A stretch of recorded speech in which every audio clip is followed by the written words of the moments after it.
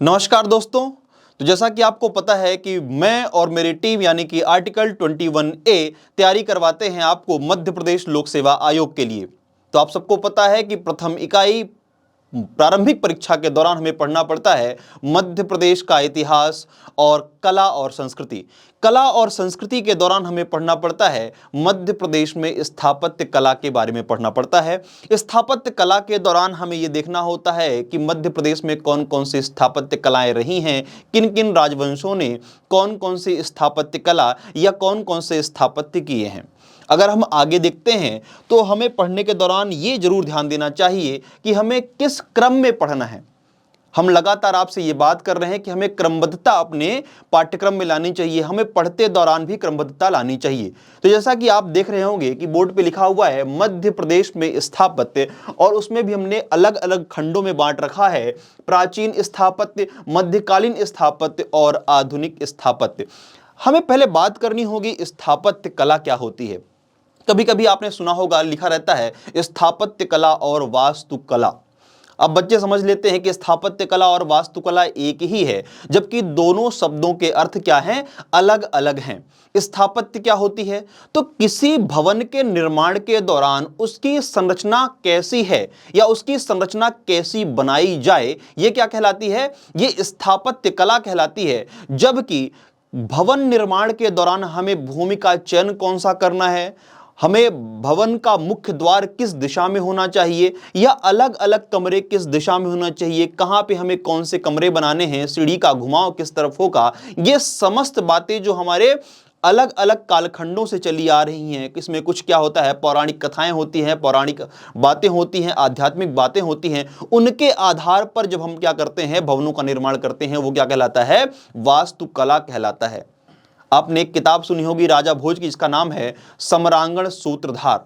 उसमें राजा भोज ने सर्वाधिक तौर पर या प्राचीन रूप में क्या किया है, वास्तुकला के बारे में बात की है कि भवन निर्माण करते समय हमें वास्तुकला का ध्यान क्या क्या रखना होगा। जैसे आप लोग अपने घरों में देखते होंगे कि जब हम भवन निर्माण करते हैं या अपने घर का निर्माण करवाते हैं तो हमारे घर के बड़े बुजुर्ग क्या कहते हैं कि भवन का निर्माण या हमारे घर का निर्माण कहाँ होना चाहिए, उत्तर दिशा में होना चाहिए या फिर पूर्व दिशा में होना चाहिए। तो ये क्या कहलाता है, वास्तुकला कहलाती है। लेकिन जब आप किसी इंजीनियर को बुला करके लाते हो और उससे कहते हो कि हमें अपनी इमारत या अपना घर हमें क्या करना है, 2 मंजिले का बनाना है, 3 मंजिले का बनाना है, हमें सामने की तरफ क्या करना है, ऐसी नक्काशी देनी है, तो ये क्या कहलाता है आपका, ये स्थापत्य कला कहलाता है। तो हमें पता होना चाहिए कि स्थापत्य कला क्या है और वास्तुकला क्या है। अब हमें पढ़ने के दौरान पहले देखना होगा कि हमारे सिलेबस में क्या क्या दिया हुआ है, क्योंकि इसके इकाई में साफ साफ लिखा हुआ है मध्य प्रदेश में स्थापत्य। तो हमें स्थापत्य में केवल और केवल मध्य प्रदेश के पढ़ने हैं। जो थोड़ी बहुत स्थापत्य पढ़ने पड़ते हैं भारत के, वो हम क्या पढ़ेंगे, भारत के इतिहास के कालखंड वाले सेक्शन में पढ़ते हैं। तो हमें देखते हैं, थोड़ा कालखंड का डिवाइजन करते हैं, कैसे कैसे हमको विभाजित करते हैं। अगर हम प्राचीन काल में बात करते हैं, प्राचीन स्थापत्य में बात करते हैं, तो सबसे पहला जो स्थापत्य आता है वो होता है गुफा। अब गुफा का निर्माण कैसे किया जाएगा, गुफा कैसे बनाए जाएंगे, आपने कुछ गुफाओं के नाम सुने होंगे, जैसे उदयगिरी की गुफाएं, बाघ की गुफाएं, या फिर भीमबेटका की गुफाएं, काजल रानी की गुफाएं, माड़ा की गुफाएं। ये सब क्या है, एक अलग से स्थापत्य को बताते हैं कि इनको बनाने के तरीके क्या होते हैं। दूसरा अगर हम देखते हैं तो हमें यहां मिल जाता है हड़प्पन स्थापत्य। हड़प्पन स्थापत्य, लेकिन आपको पता है कि मध्य प्रदेश में हड़प्पा सभ्यता की कोई भी जानकारी प्राप्त नहीं होती है, ना ही कोई साक्ष्य प्राप्त होते हैं। इसलिए हम इस बिंदु को यहां से हटा देते हैं, क्योंकि हमें इसको पढ़ना ही नहीं है। लेकिन जब आप भारत का इतिहास पढ़ें, उसमें ध्यान रखें कि हमें गुफा निर्माण के बाद हड़प्पन को भी पढ़ना होता है। इसके अलावा हम आगे जाते हैं तो हमें एक विशेष मिलता है जिसको कहते हैं स्तूप।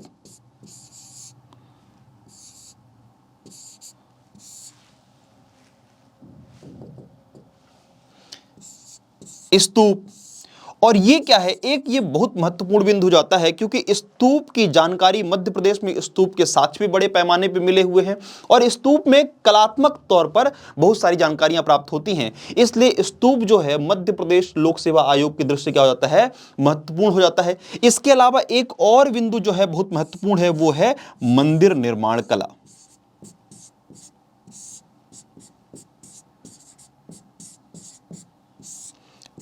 मंदिर निर्माण कला। अगर हम मंदिर निर्माण कला की बात करते हैं तो मुख्यतः हमें 3 कलाएं प्राप्त होती हैं, 3 कलाएं प्राप्त होती हैं। हालांकि होने को तो 4 कलाएं होती हैं। सबसे पहले मिलता है आपको पंचायतन शैली, पंचायतन, और पंचायतन का जो उत्कृष्ट स्वरूप कहलाता है, जो पंचायतन धीरे धीरे करके जो अपने चरम पर पहुंची और जब उत्कृष्टता उसमें आई, तो वही शैली आगे चल के क्या कहलाती है, नागर शैली कहलाती है। क्या कहलाती है, नागर शैली कहलाती है।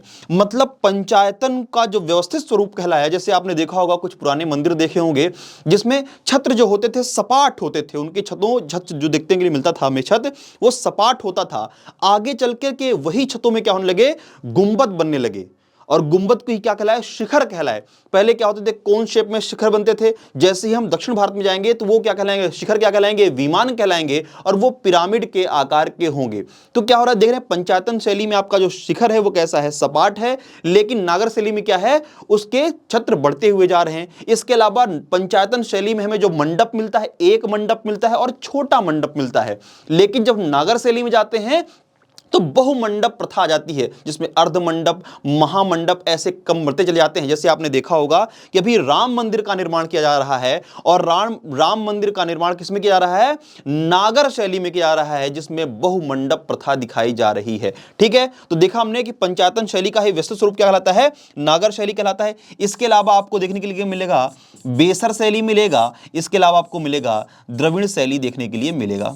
तो ये क्या होता है, कुछ मंदिर निर्माण की कलाएं हैं जो हम आगे की कक्षाओं में हम क्या करेंगे, पढ़ेंगे, जिसमें लिखा होगा पंचायतन शैली क्या है, बेसर शैली क्या है और द्रविड़ शैली क्या है। द्रविड़ शैली के भी कई पार्ट हमको देखने के लिए मिलते हैं, जैसे उसमें आपको मिल जाएगा पल्लव शैली क्या है, चोल शैली क्या है, पांड्य शैली क्या है। फिर हमें चोल शैली और पांडव शैली में भी कई कई पार्ट देखने के लिए मिल जाते हैं। जैसे आपने पल्लव शैली में सुना होगा महेंद्र वर्मन शैली कौन सी है, राज सिंह शैली कौन सी है, उसके बारे में हम तमाम जानकारियां आगे प्राप्त करते हैं। अगर हम मध्यकालीन कला की बात करते हैं, स्थापत्य की बात करते हैं, तो सबसे पहले आपको मिलता है शाही स्थापत्य।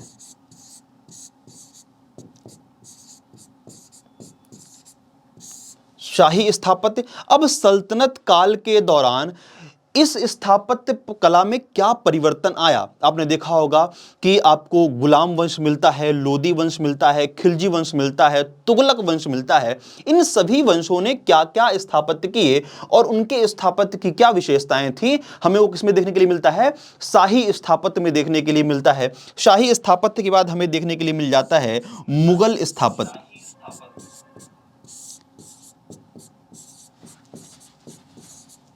मुगल स्थापत्य हमको देखने के लिए मिल जाता है।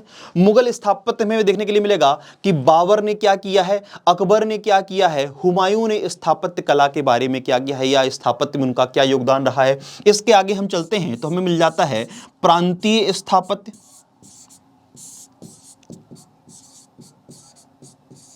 और प्रांतीय स्थापत्य में हमें छोटे छोटे प्रांत मिलते हैं, जैसे गुजरात। गुजरात में क्या हुआ, गुजरात के स्थापत्य में क्या परिवर्तन आए, बंगाल में क्या था, बंगाल, जौनपुर, जौनपुर, मालवा, दक्कन, अलग अलग क्षेत्रों में हमें क्या क्या देखने के लिए मिलता है। इसके अलावा भी छोटे छोटे आपको राज्य मिल जाते हैं, और उन राजवंशों ने या उस राज्य में क्या क्या स्थापत्य कला है वो हमें देखने के लिए आगे मिल जाती है। आगे हम चलते हैं आप लोगों को, तो मध्यकालीन दौरान ही हमें क्या मिल जाते हैं, यहाँ पे राजवंश मिल जाते हैं। हमें क्या मिल जाते हैं, राजवंश मिल जाते हैं। और ये राजवंश हमारे लिए बहुत महत्वपूर्ण हो जाते हैं, क्योंकि मध्य प्रदेश में अलग अलग राजवंशों ने शासन किया है और उनके स्थापत्य की अलग अलग विशेषताएं मिल जाती हैं। आपने देखा होगा कि आपकी मुख्य परीक्षा में दिए हुए हैं, 5वीं इकाई में जो दिया हुआ है हिस्ट्री वाले पेपर में, उसमें कहा गया है कि गोंड वंश दिया हुआ, राजवंश दिया हुआ, रियासत दी हुई है। इसके अलावा आपको सिंधिया रियासत मिल जाती है। इसके अलावा आपको होलकर रियासत हो गई, भोपाल की रियासत हो गई। उन तमाम रियासतों ने क्या क्या कार्य किए हैं स्थापत्य के क्षेत्र में, जैसे दोस्त मोहम्मद खान ने क्या बनवाया है, या राणोजी सिंधिया ने क्या बनवाया है, मल्हार राव होलकर ने क्या बनवाया है, अहिल्याबाई होलकर ने क्या बनवाया है, संग्राम शाह ने क्या कार्य किया है, या राजा रामचंद्र ने क्या कार्य किया है। इन तमाम तरह की जानकारियां हमें कहां पढ़नी पड़ती हैं, राजवंश में पढ़नी पड़ती हैं। इसके अलावा हम देखते हैं जब हम आधुनिक में आते हैं तो आधुनिक में हमारे यहां पुर्तगाली हो गया, पुर्तगाली स्थापत्य हो गया, फ्रांसीसी स्थापत्य हो गया, फ्रांसीसी स्थापत्य हो गया, ब्रिटिश स्थापत्य हो गया, इटालियन स्थापत्य हो गया, इटालियन स्थापत्य हो गया। ये सभी स्थापत्य हमको देखने के लिए मिलते हैं। लेकिन आप ध्यान रखिएगा कि इन स्थापत्य की अगर हम बात करते हैं तो इन्हें कुछ ही स्थापत्य मिलते हैं, इनके प्रभाव ज्यादा देखने के लिए मिलते हैं। कि मतलब जो हम यहाँ राजवंश देखेंगे, इन राजवंशों के स्थापत्य में आधुनिक जो आक्रांता थे, जैसे पुर्तगाली, फ्रांसीसी, ब्रिटिश, जर्मन, इन सभी के हमको प्रभाव देखने के लिए मिलते हैं। तो कभी कभी आपके मुख्य परीक्षा में इनसे प्रश्न आ जाते हैं कि इस राजवंश के स्थापत्य में किसका प्रभाव अधिक था।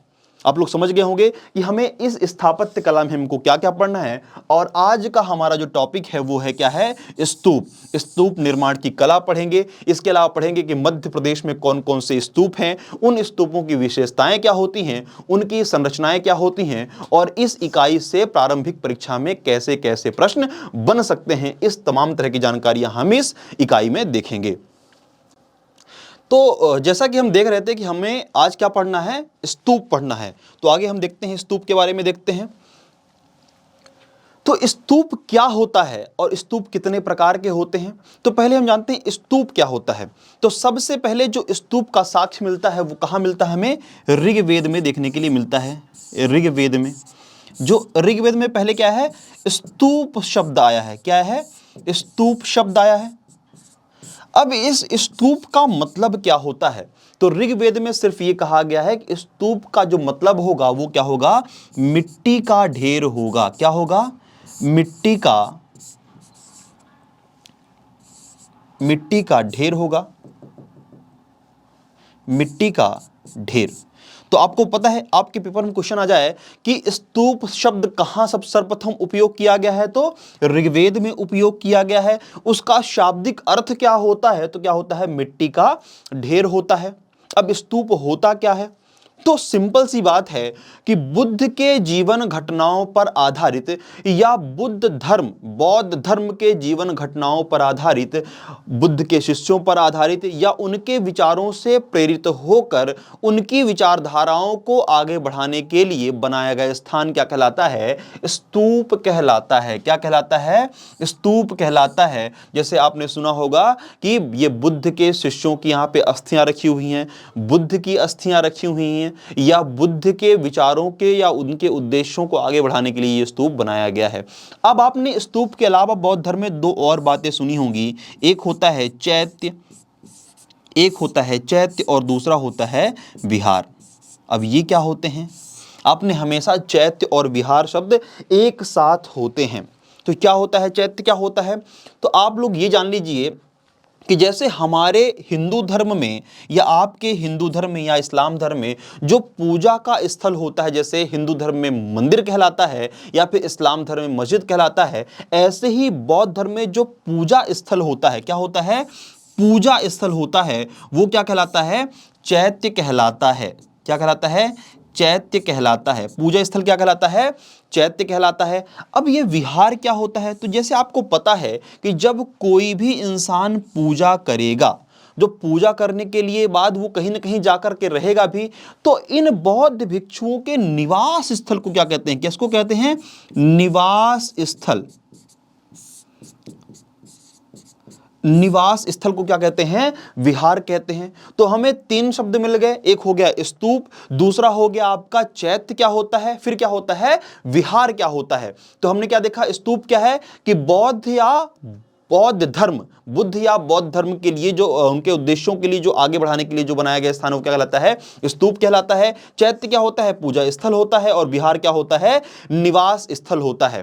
तो आपको हमको समझना चाहिए कि इनमें अंतर हमें पता होना चाहिए ताकि हम इसे आसानी से अलग कर सकते हैं। अब आप मुझे एक आध दो चैत्यों के नाम बता दीजिए जो आपको पता हो। आपने सुना होगा कार्ले चैत्य का नाम सुना होगा, कार्ले चैत्य का नाम सुना होगा।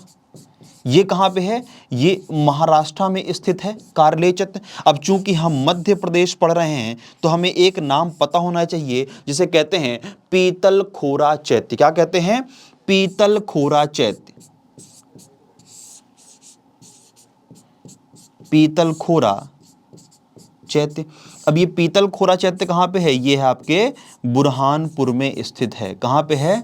बुरहानपुर में स्थित है। तो आपको पता होना चाहिए कि मध्य प्रदेश में एक प्रचलित चैत्य है जो कौन सा है? पीतलखोरा चैत्य है, और वो कहाँ पे स्थित है? आपके बुरहानपुर में स्थित है। इसके अलावा बिहार की बात आती है तो बिहार आपको कहाँ कहाँ देखने के लिए मिल जाएंगे? तो आपको मिल जाता है कन्हेरी विहार, और ये भी आपको कहाँ पे मिलता है? महाराष्ट्र में मिलता है। इसके अलावा आपको बिहार में बड़े पैमाने पर कुछ विहार देखने के लिए मिल जाएंगे। तो मुझे लगता है आपको समझ में आ गया होगा कि स्तूप क्या होता है, चैत्य क्या होता है और विहार क्या होता है, तीनों में अंतर क्या क्या है। अब इस पे लिखा हुआ है स्तूप के प्रकार कौन कौन से होते हैं। आप जो नाम देख रहे हैं ये क्या है? स्तूप के प्रकार हैं, और ये बहुत इंपॉर्टेंट पॉइंट है, आपको पता होना चाहिए। कभी कभी आपके पेपर में सीधे आ जाता है कि सांची का स्तूप किस प्रकार का स्तूप है, तो आपको पता होना चाहिए ये स्तूप किस प्रकार का है। जैसे इसमें लिखा हुआ है शारीरिक स्तूप, तो शारीरिक स्तूप का मतलब होता है जहां बुद्ध या अन्य भिक्षुओं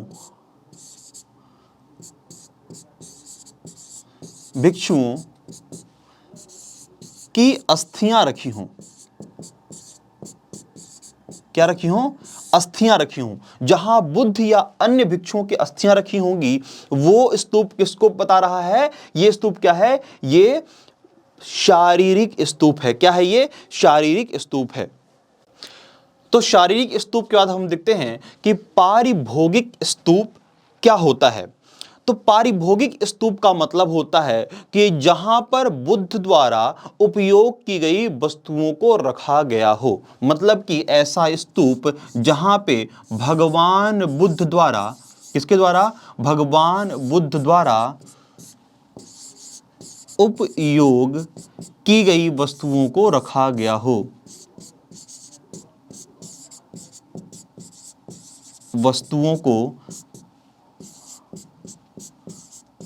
रखा गया हो। तो आपने देखा, हमने पहले क्या पढ़ा कि शारीरिक स्तूप क्या होता है? शारीरिक स्तूप होता है जहां पे बुद्ध या फिर उनके शिष्यों या फिर अन्य बौद्ध भिक्षुओं की क्या रखी हुई हो? अस्थियां रखी हुई हो। तो वो क्या कहलाता है? शारीरिक स्तूप कहलाता है। और जहां पर बुद्ध द्वारा उपयोग की गई वस्तुओं को रखा गया हो, वो क्या कहलाता है? पारिभोगिक स्तूप कहलाता है। अब हम अगले स्तूप पे चलते हैं तो हमें देखने के लिए मिलता है लघु स्तूप। अब लघु स्तूप का सामान्य सा अर्थ होता है कि ऐसे स्तूप जो कि किसी महल में बने हुए हों, मतलब छोटे स्तूप हों। तो हमें कहां देखने के लिए मिलते हैं? किसी महल के भीतर, किसी महल के भीतर जो होते हैं वो क्या कहलाते हैं? लघु स्तूप कहलाते हैं। या फिर जहां पर मुख्य स्तूप हो या फिर महास्तूप हो, महास्तूप के अतिरिक्त जो छोटे छोटे स्तूप देखने के लिए मिलते हैं वो क्या कहलाते हैं? लघु स्तूप कहलाते हैं। हम आगे देखेंगे कि जो कसरावद का स्तूप है वहां पे हमें छोटे छोटे यानी लघु स्तूपों की संख्या 11 देखने के लिए मिलती है। या फिर रीवा के देउर कोठार स्तूप में भी हमें लघु स्तूप देखने के लिए प्राप्त होते हैं। तो आप तीनों स्तूप समझ चुके हैं। अगला लिखा हुआ है संरचनात्मक स्तूप क्या होता है। संरचनात्मक स्तूप को ही क्या कहते हैं? प्रतीकात्मक स्तूप भी कहा जाता है। अब इस प्रतीकात्मक स्तूप का मतलब होता है या फिर संरचनात्मक स्तूप का मतलब होता है कि बुद्ध की शिक्षा मानने वाले राजाओं द्वारा उनकी शिक्षा को आगे बढ़ाने के लिए जो स्तूप बनाया गया है वो क्या कहलाता है? संरचनात्मक कहलाता है। मतलब कि बुद्ध की शिक्षा पर आधारित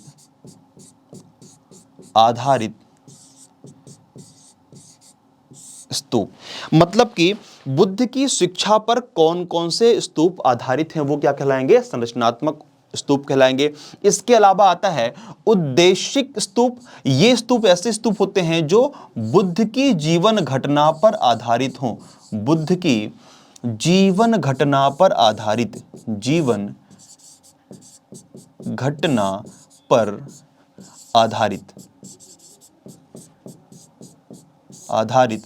स्तूप।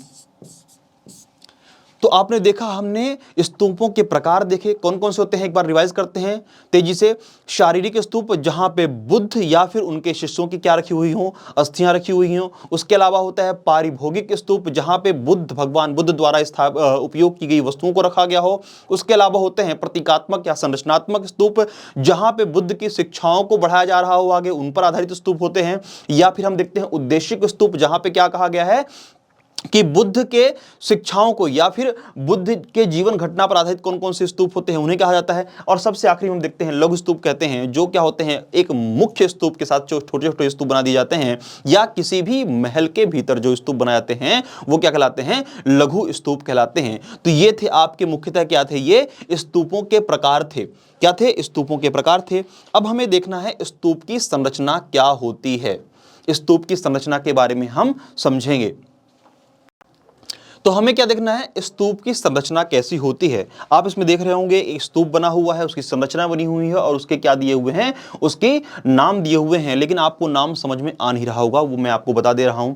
तो आप देखिए, ये स्तूप जो दिख रहा है, तो मैंने आपसे कहा था कि स्तूप का शाब्दिक अर्थ क्या होता है, मिट्टी का ढेर होता है। और अगर आप देखो, अगर हम मिट्टी के ढेर को लगाएं तो उसका जो ये शेप बनेगा, वो भी क्या बनेगा, इसी आकार का आपको देखने के लिए मिलता है। अब देखिए, इसमें आपको जो ये नीचे वाली जो हिस्सा दिख रहा है, जो नीचे वाला हिस्सा दिख रहा है, वो आपके लिए क्या कहलाता है, ये सिर्फ जो ये कहलाता है वेदिका। क्या कहलाता है, वेदिका कहलाता है, वेदिका। आपको ये वेदिका देखने के लिए मिल रहा है। जो पूरा का पूरा जो बाउंड्री वॉल का हिस्सा होता है, जो बाउंड्री होती है, वो क्या कहलाता है, वेदिका कहलाता है। और इस वेदिका में जो आपको ये द्वार दिख रहे हैं, ये जो द्वार दिख रहा है, वो क्या कहलाता है, तोरण कहलाता है। क्या कहलाता है, तोरण। तो देखो, एक तोरण आपको यहां पे देखने के लिए मिल रहा है, एक तोरण आपको देखने के लिए कहां मिल रहा है, इस दिशा में मिल रहा है। एक तोरण आपको दूसरी दिशा में देखने के लिए मिल रहा है। एक तोरण आपको इधर देखने के लिए मिल रहा है, और एक तोरण इस स्तूप के पीछे देखने के लिए मिल रहा है। ध्यान रखिए, ये मंदिर में 4 द्वार हो गए। तो द्वार क्या कहलाते हैं, यहां पे तोरण कहलाते हैं। अगर मान लीजिए कि किसी मंदिर में भी 4 द्वार हैं, तो वो क्या कहलाता है, सर्वतोभद्र किस्म का मंदिर कहलाता है। किस तरह कहलाता है, सर्वतोभद्र। क्या कहलाता है,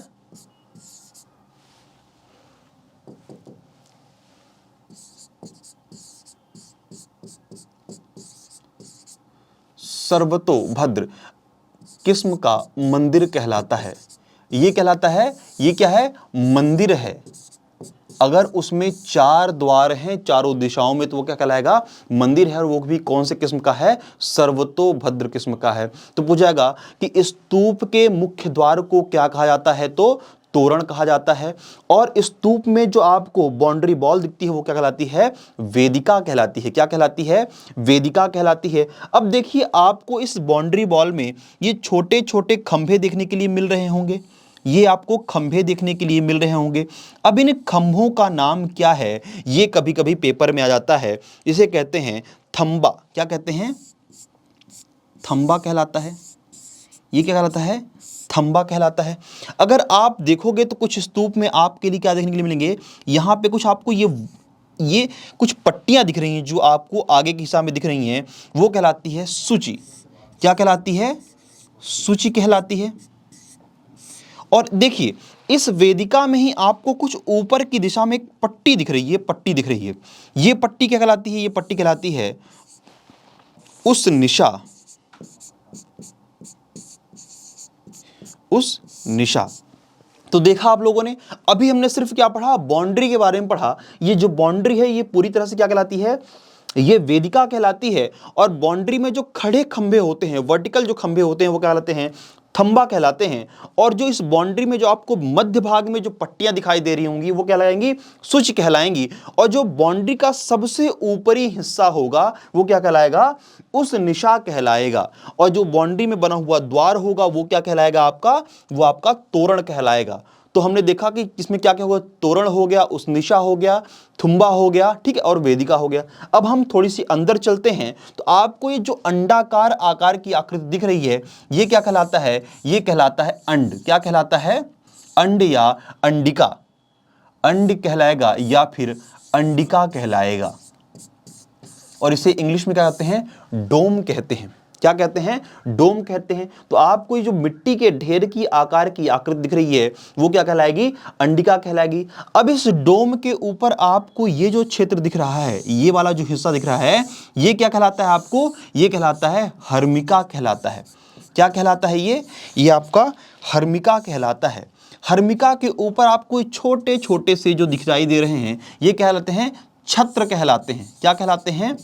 छत्र कहलाते हैं। तो आपने देखा अंडिका, अंडिका के ऊपर आपको देखने के लिए मिल रही है हर्मिका, हर्मिका के ऊपर आपको देखने के लिए मिल रही है छत्र, देखने के लिए दिखाई दे रहा है। अब इस छत्र को आप लोग देख रहे होंगे तो छत्र आपको विशेष तौर पर छत्र में एक विशेष तौर पर जहां पे छत्र अटका हुआ है उसमें एक डंडा दिखाई दे रहा होगा, ये वाला हिस्सा दिखाई दे रहा होगा। तो ये आपका क्या कहलाता है? ये आपका कहलाता है येष्टि कहलाता है। क्या कहलाता है? येष्टि कहलाता है। तो हमने देखा अंडिका, अंडिका के ऊपर हर्मिका, हर्मिका के ऊपर छत्रप और जिस पर छत्रप लगे हुए हैं वो क्या कहलाता है?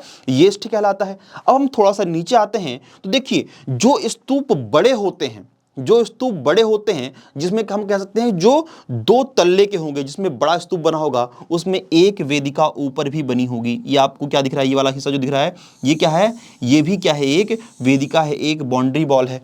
अब देखिए यहां पे एक भाग होता है प्रदक्षिणा पथ। अब प्रदक्षिणा पथ आपको मंदिरों में भी देखने के लिए मिल जाएगा, स्तूपों में भी देखने के लिए मिल जाएगा। अब होता क्या है प्रदक्षिणा पथ? तो आप देखोगे ये बाउंड्री हो गई और ये स्तूप हो गया। जैसे एक मंदिर में आप जाते हैं कभी कभी तो गर्भगृह के बाहर एक हिस्सा होता है जहां हम क्या करते हैं? गर्भगृह की परिक्रमा करते हैं, तो वो हिस्सा क्या कहलाता है? प्रदक्षिणा पथ कहलाता है।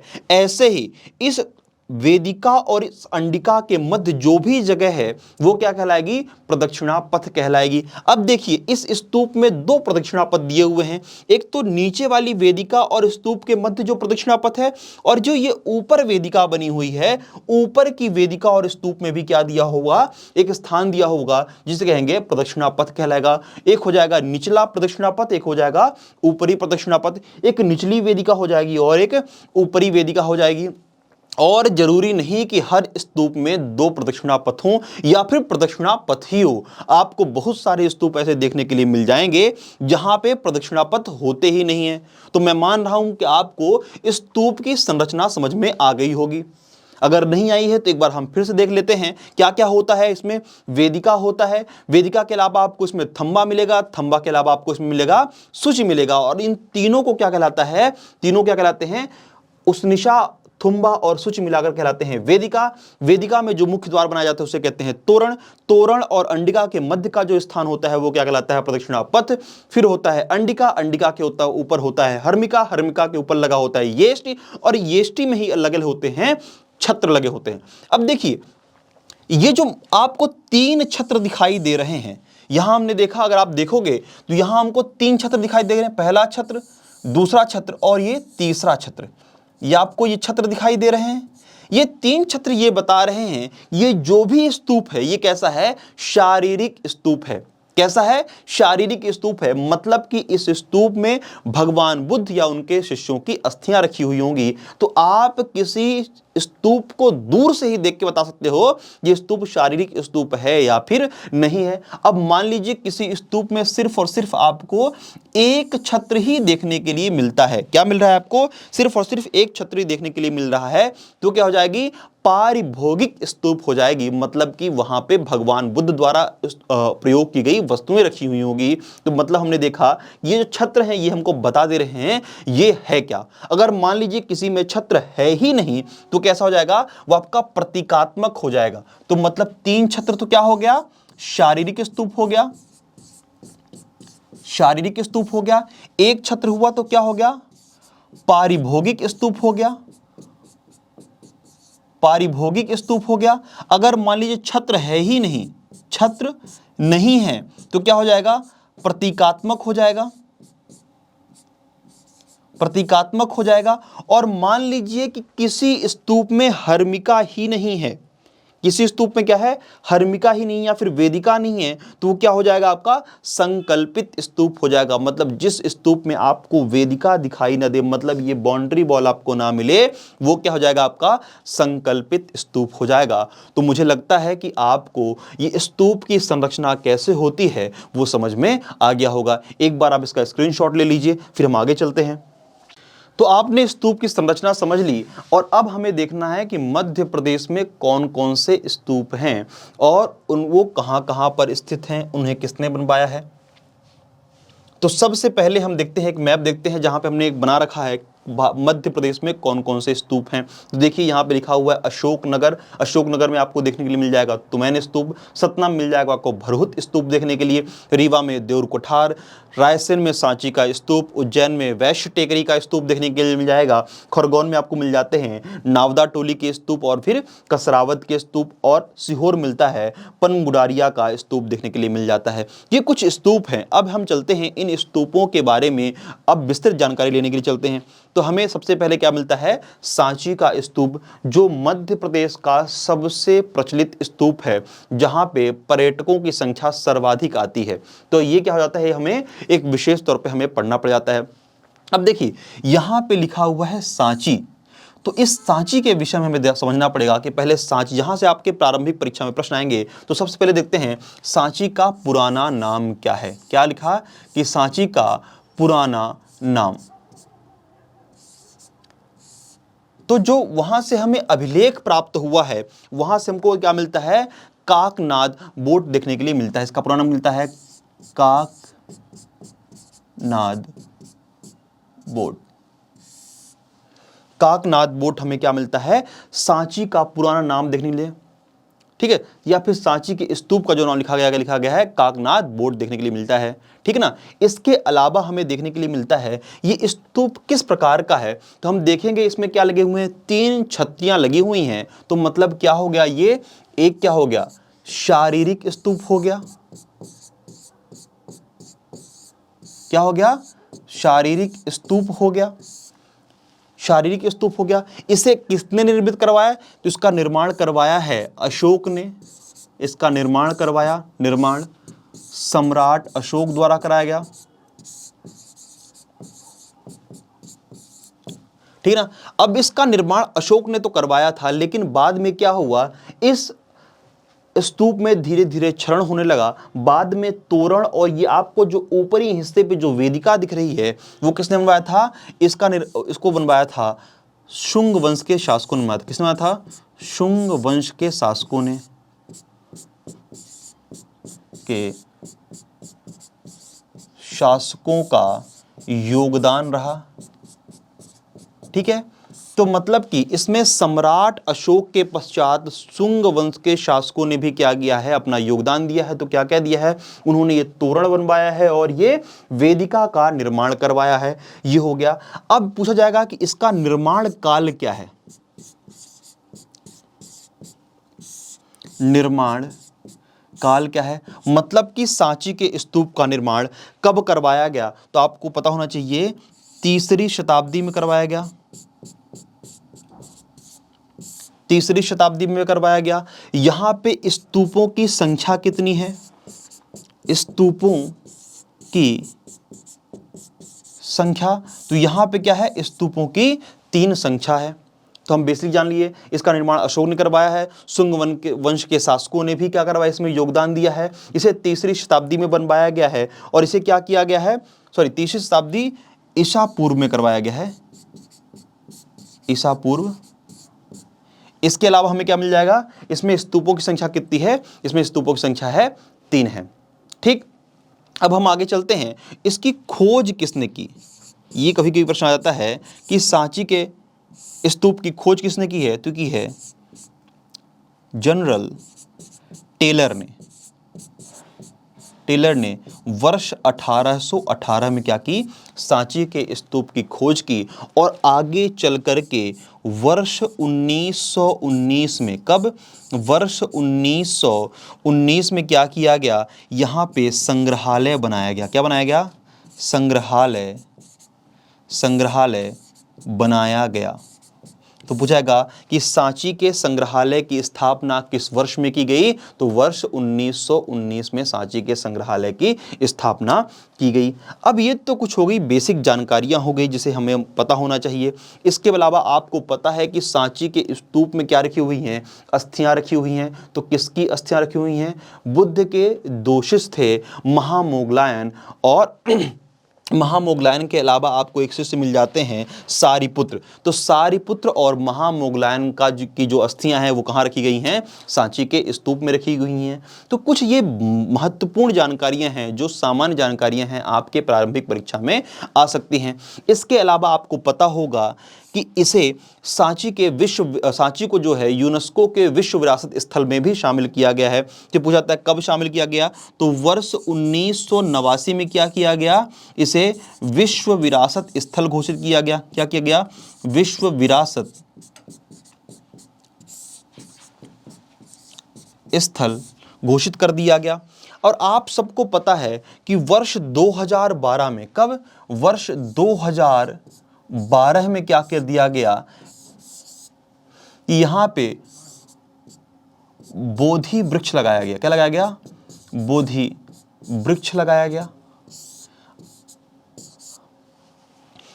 अब क्या हुआ कि श्रीलंका के राष्ट्रपति होते थे महिंद्रा राजपक्षे, और उन्होंने क्या किया, वर्ष 2012 में जब उनका आगमन हुआ मध्य प्रदेश में, तो उन्होंने क्या किया कि सांची में बोधि वृक्ष लगाया। आपको पता होना चाहिए कि वर्तमान समय में बोधि वृक्ष का जो चल रहा है चौथा वंश चल रहा है। आपको पता होगा कि पहला वंश था, जो पहला वंश था, पहली पीढ़ी थी, उसे अशोक की पत्नी ने क्या कर दिया था, कटवा दिया था। बाद में जब दूसरी पीढ़ी होगी उसे शशांक द्वारा कटवा दिया गया था, और जो तीसरी पीढ़ी होगी उसमें क्या किया गया, उसमें प्राकृतिक आपदाओं के कारण वो नष्ट हो चुका है। और चौथी पीढ़ी के रूप में आज भी बोधि गया में क्या हुआ है, वृक्ष है। और वहीं से वृक्ष का एक पीढ़ी कहां आपको देखने के लिए मिल जाती है, आपको सांची में देखने के लिए वर्ष 2012 में मिल जाती है। आपको पता होना चाहिए मध्य प्रदेश शासन द्वारा सांची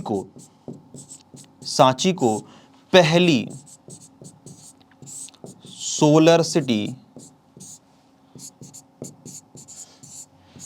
सिटी के रूप में विकसित करने का लक्ष्य रखा गया है। मध्य प्रदेश शासन ने क्या किया है, सांची को पहली सोलर सिटी के रूप में क्या किया गया है, विकसित करने का लक्ष्य मध्य प्रदेश शासन ने इसे क्या किया है, रखा है। तो ये क्या हो गए, आपकी कुछ सामान्य जानकारियां हो गई सांची के स्तूप के बारे में। तो आपने सांची के स्तूप को समझ लिया होगा, और अब हम आगे चल के देखते हैं मध्य प्रदेश के जो दूसरे प्रमुख स्तूप हैं उनके बारे में देखते हैं। तो आपको ये देखने के लिए मिल रहा है वैश्य टेकरी स्तूप, और जो ये वैश्य टेकरी स्तूप है ये कहाँ पे स्थित है, ये उज्जैन में स्थित है। कहाँ पे है ये उज्जैन में स्थित है। ठीक है, आपको पता होना चाहिए, हमने कहा सांची का स्तूप कहाँ पर है, तो वो रायसेन में है, और वैश्य टेकरी का स्तूप कहाँ पे स्थित है, आपके उज्जैन में स्थित है। और इसका निर्माण किसने करवाया है, इसका निर्माण करवाया है अशोक ने। किसने करवाया है, सम्राट अशोक द्वारा किया गया है, इसका निर्माण करवाया गया है। और ये किसको समर्पित, किसको है समर्पित, ये समर्पित है, ये कुमार देवी के लिए बनवाया गया था। किसके लिए, कुमार देवी के लिए बनवाया गया था। तो आपको पता होना चाहिए कि वैश्य टेकरी का स्तूप कहाँ है, किसने बनवाया और किसके लिए बनवाया। और आपको अगर लिखा हुआ है सम्राट अशोक ने बनवाया है, तो कालखंड क्या होगा, जिस कालखंड में सांची को बनवाया गया, अर्थात 3री सदी ईसा पूर्व में क्या किया है, वैश्य टेकरी स्तूप को बनवाया गया है। आप इस चित्र में देख रहे होंगे कि वैश्य टेकरी स्तूप क्या हो गया, अब लगभग नष्ट हो चुका है। फिर भी यहाँ पे जो लोग होते हैं वो देखने के लिए जाते हैं कि वैश्य टेकरी स्तूप कहाँ पे बनवाया गया है। आगे हम देखते हैं, आगे हमको देखने को मिलता है देउर कुठार स्तूप। ये जो लिखा हुआ है, ये आप लिखा हुआ है देउर कुठार स्तूप, और ये आप जो देख रहे हैं अलग अलग स्तूप देख रहे हैं, ये क्या है, देउर कुठार स्तूप है। इसके अलावा छोटे छोटे स्तूप यहाँ पे और बनाए गए हैं। अब ये देखते हैं कहाँ पे है, तो ये आपको लिए देखने के लिए मिल जाएगा त्योंथर में। कहाँ मिलेगा, त्योंथर जो है ये कहाँ पे है, रीवा में है। और कभी कभी पेपर में सीधे प्रश्न आ जाता है कि त्योंथर पुरातात्विक स्थल कहाँ पर है, तो रीवा में है। और इसका भी निर्माण किसने करवाया है, अशोक ने करवाया है। किसने करवाया है, अशोक द्वारा करवाया गया है। क्या निर्माण करवाया गया है, तो आपको पता होगा कि इसका निर्माण अशोक ने करवाया, तो किस कालखंड में करवाया होगा। कुछ अभी व्यापम के पेपर में क्वेश्चन आया था कि त्योंथर का स्तूप किस धर्म को समर्पित है, तो किस धर्म को समर्पित है, बुद्ध धर्म को समर्पित है। स्तूप जो शब्द दिया हुआ है वहीं से पता चलता है ये बुद्ध धर्म को समर्पित स्तूप होगा। तो हमने क्या देख लिया, सांची का स्तूप देख लिया, हमने वैश्य टेकरी का स्तूप देख लिया और हमने त्योंथर का स्तूप देखा, यानी कि देउर कुठार का स्तूप हमने देख लिया। अब हम आगे चलते हैं तो हमें मिलता है भरहुत का स्तूप। अब देखिए इस फोटो को देख करके आपको समझ जाना चाहिए कि जो भरहुत का स्तूप है वो लगभग क्या हो चुका है, समाप्त हो चुका है। अब उसके सिर्फ अवशेष हमको देखने के लिए मिलते हैं। आप जो दो पिलर देख रहे हो ये हमको देखने के लिए केवल मिलता है। तो भरहुत का स्तूप है कहां पे, तो भरहुत का स्तूप आपको मिलता है सतना जिले में मिलता है। कहां पर मिलता है, सतना जिले में मिलता है। जो पूर्वी हिस्सा है सतना जिले का, जो उत्तर प्रदेश की सीमा से साझा करता है, उसी के आसपास आपको भरहुत स्तूप देखने के लिए मिल जाता है। इसका भी निर्माण किसने करवाया है, अशोक ने करवाया है। इसका भी निर्माण किसने करवाया है, अशोक ने करवाया है, अशोक द्वारा निर्माण करवाया गया है। लेकिन ध्यान रहे कि इस भरहुत के स्तूप के निर्माण के दौरान अलग अलग राजाओं का उल्लेख मिलता है, क्योंकि अलग अलग राजाओं ने बड़े पैमाने पर दान किया था किसके निर्माण के लिए, भरहुत के स्तूप के निर्माण के लिए। और आगे चल के हम देखते हैं कि इस स्तूप में भी क्या किया है, सुंग वंश के शासकों ने, किसने, सुंग वंश के